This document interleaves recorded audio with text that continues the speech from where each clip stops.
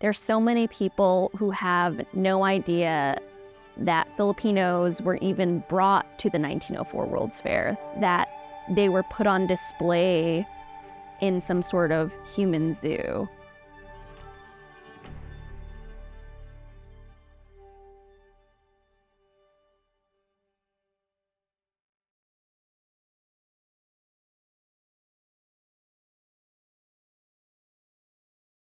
This particular graphic novel is a deeply reported and journalistically accurate document. When we were talking with Ren Galino about how these illustrations should look, we supplied her with just pages and pages and pages of photographs, newspaper articles, and other primary source documents that would help her understand what these places looked like. She then went and did her own research as well. A lot of the people that you see depicted in the graphic novel are real people. We know their names. We see their names on the ship's manifest. We decided immediately as we were thinking about this story that we would ask a Filipino illustrator to participate and to really be our collaborator on this project. We wanted to highlight and center Filipino voices. We were drawn to almost everything about Ren's work. Her ability to bring complex, layered scenes to life. We knew that we would want that not only in depicting a Soyak in the Philippines, but also in depicting the Philippine village as it was constructed in St. Louis. But I really felt passionate about contextualizing the location. Her ability to portray really human, complicated emotions was so striking to us. And not just in the facial expressions, but capturing the way that humans emote from head to toe. Jenna and I asked the reporters to make a timeline of everything they knew about Maura's story, about Jana's story, about Herdlichka's research.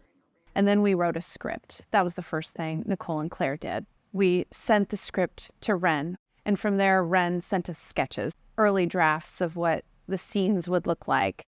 The visuals of them stepping off of the boat. There's probably 3 different newspaper articles, visual references, and books that went into trying to figure out what that boat looked like. Every step of the way, we were trying to find photos of the places that she went to at the time and what they may have looked like in 1904. We talked to Tony and talked more about what Indigenous people wore at that time, what the weaves looked like, what colors may have been represented. We had photos of Suyok and sent them to Ren. And, it was difficult because we couldn't find any photos of Maura. What we did know was based on newspaper articles that described her hair, her tattoos that were on her hands. In order to construct this idea of Maura, you'll notice you never see her full face, and that's very intentional. We agreed that we should obstruct her face most of the time. I did give her her eye to show that she was experiencing this as well. The team and I mostly agree that the theme of perspective and gaze was something that was really important. And I thought that one striking thing we could do was turn the image around. There's a photo of a white man lighting the pipe of a Filipino woman. Ren portrayed it from behind. What we really wanted to do here was take these historical documents and make them a little bit more from the perspective of the Filipino people. Kind of allow the reader to experience being observed in that way. Jana's journey, I think, is a really important part of the story because she's partly what inspired this investigation. I tried my best to tie in Jana's story with Maura's story, firstly through visual means. So there's a recurring window.